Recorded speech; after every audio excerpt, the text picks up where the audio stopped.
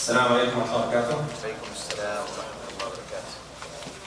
بسم الله الرحمن الرحيم، الحمد لله والصلاة والسلام على رسول الله وعلى آله وصحبه ومن والاه. About 2 weeks ago, or 2 weeks ago on Jum'ah, I started talking about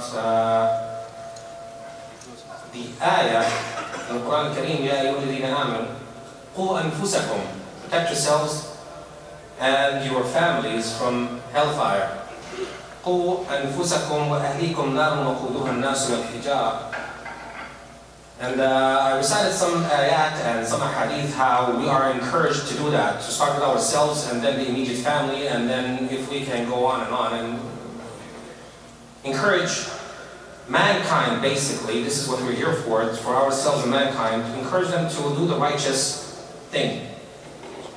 The last thing I mentioned 2 weeks ago was how technology, and speaking of which, we're talking about TV, computer, tablets, laptops, internet, social media, video games, mobile phones, and all sorts of technology, how they can be used for good and how they can be used for evil. It depends on your intention, it depends on what you use it for. We can watch good programs on TVs that help us become better people, educational programs, and there are tons of them. We can also watch bad programs on TV that can lead us to the way of shaitan, and lead us eventually to hellfire.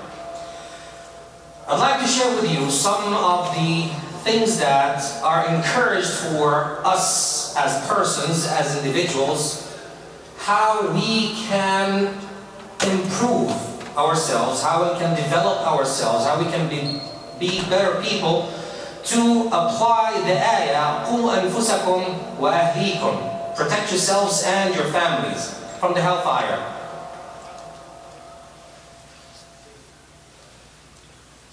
One of the things that we should understand, and to me I believe in this, that it does take a whole village to raise a child. So raising children and educating children and upbringing children is not an easy task.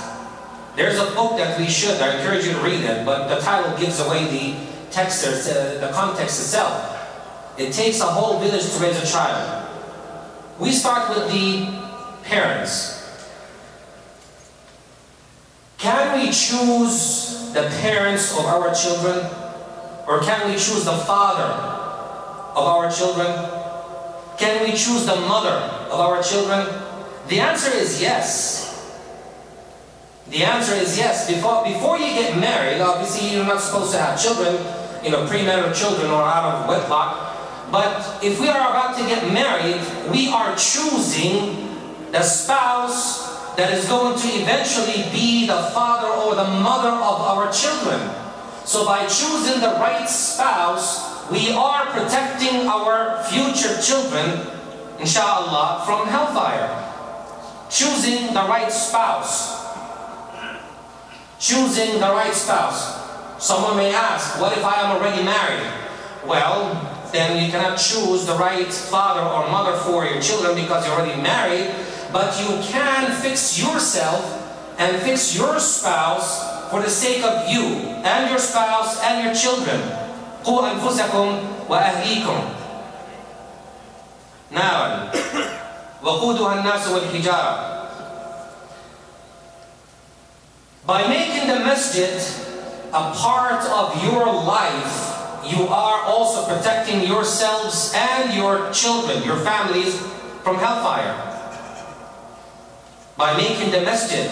Now, don't take this or understand this as me telling you that this has to be the masjid that is part of your life. No. Make any masjid part of your life. Any masjid. It doesn't have to be this masjid. But make it part of your life. Attend the activities, attend the programs, be an active member of the masjid. Bring your children to the masjid. This is another way for you to protect yourselves and your children from hellfire. قُوا أَنفُسَكُمْ وَأَهْلِيكُمْ.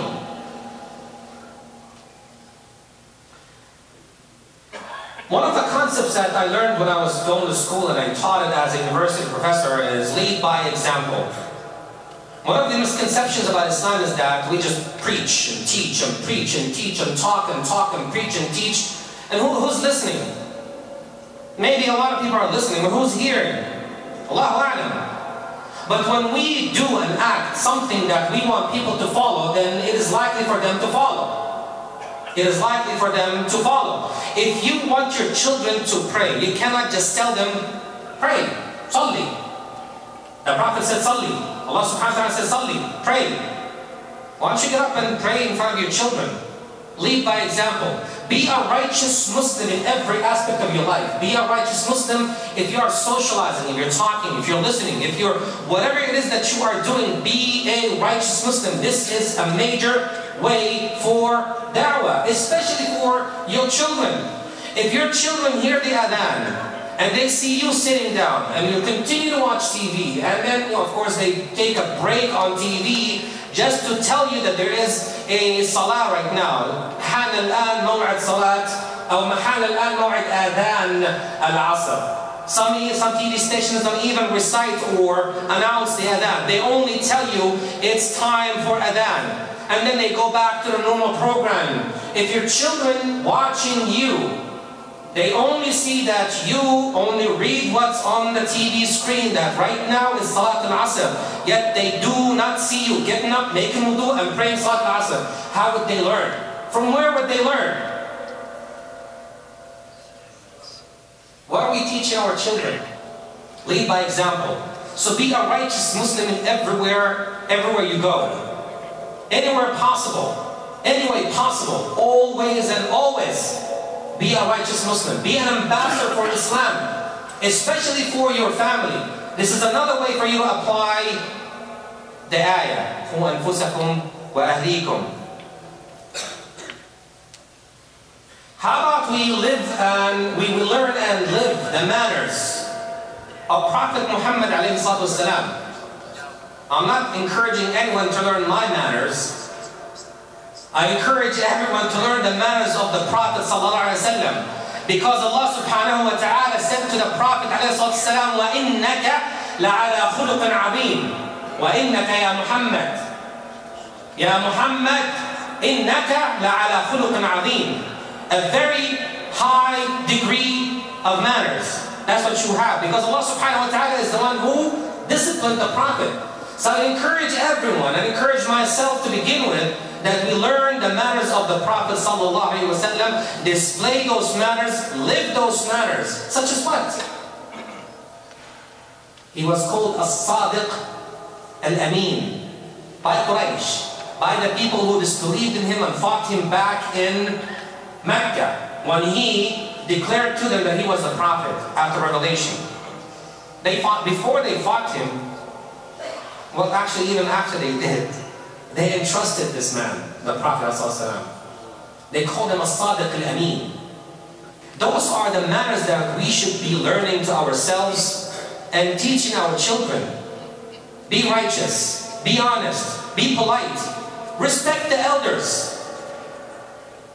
So often I see it with my own eyes, hear it with my own ears, and I really hate it when I see it. Children acting in such an... What happened? What are we teaching our children? What are we allowing our children to learn on TV, on the internet, in school? What happened to respecting others? What happened to respecting the elder? Growing up, if I see an elderly man, or not an elderly meaning that he has to be in his 70s, somebody who's older than me, approaching the door that I'm about to open for myself to enter through, I open the door for him or her. Even if it's a little kid, somebody who's younger than me, open the door for them. Go ahead. This is called al-ithar in Arabic. Al-ithar is when you choose to let somebody else take over what you were about to do for yourself. For example, you're about to eat something, you have a sandwich in front of you, then you see a little kid passing by, seems to be hungry, or looks at you in a way that displays that he is hungry. You take this sandwich and you give it to that little boy, or little girl, or whomever that person is, an ithar. What happened to all of these things that the Prophet ﷺ taught us?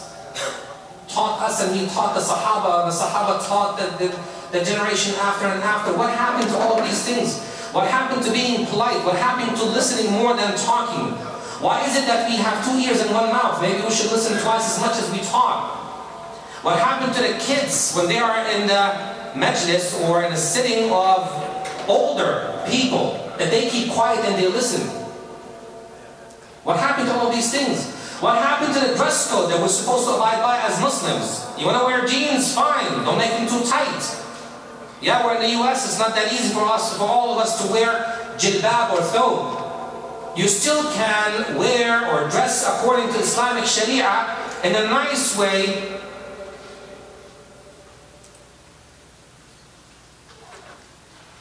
Why is it that we take the occasions when we have Eid or we have some social gathering that this is a time to dress to impress? It is incumbent about the husband before anyone else, to enforce the dress code of their wives. Now, we're not telling anyone here that if the daughter or the wife is not dressed properly, she will be banned from the masjid.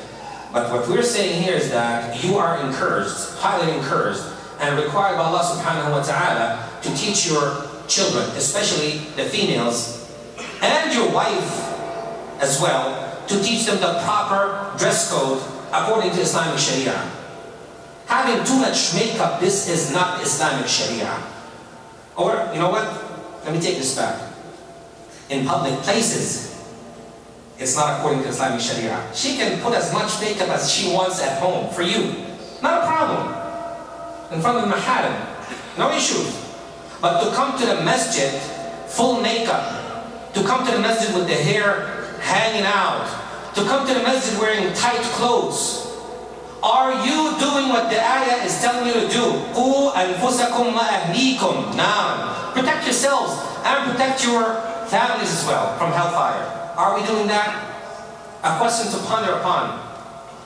How about we choose the right careers for the children and for ourselves? Isn't that protecting them? How about we choose the right neighborhood that we live in? How about we choose the right schools and the right education for the children? How about we choose that? And pay attention to this. We, the parents, choose who our children's friends are. It is our responsibility to make sure that the friends of our children are good friends, so they have a good, positive, righteous impact on our children. It is our responsibility. It's not the responsibility of school or the neighborhood. It is our responsibility. If you know of any friend of your children who is not a good friend, and by not a good friend meaning that he or she is not abiding by Islamic traditions or doesn't abide, I don't have to go into too much detail, you do understand what I'm talking about here, then we should not allow our children to be friends with those. We want good, righteous children. We want good, righteous friends of our children. Should we ban PS4 and Nintendo Wii or what have you? No. Choose the right games for your children.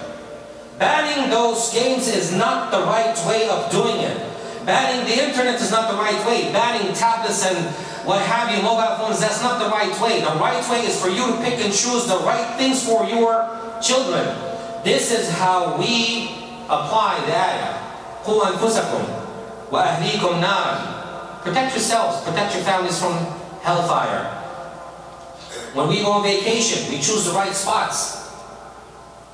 We're not banning anyone from going to the beach over here. But when you want to go to the beach, make sure you go in a time when there are not improperly dressed people on the beach. How about you pray Fajr and you go directly to the beach on the weekend? Is that haram? Usually it's empty. Take your children to the beach. Banning things is not necessarily the right thing to do. Choosing the right things for ourselves and our children. Where we go, which restaurants we eat at, which food we eat. How we talk, how we address the other people, how we behave with other people, who we socialize with, what masjid we go to, what books we read, what games we play. These are the things that are our responsibilities as parents. And in the end, I make this dua, which is an ayah in the Quran. ربنا هب لنا من أزواجنا وذرياتنا قرة أعين واجعلنا للمتقين إماما. اللهم آمين. أقول قولي هذا وأستغفر الله العلي العظيم لي ولكم فاستغفروه إنه هو الغفور الرحيم. والسلام عليكم ورحمة الله وبركاته.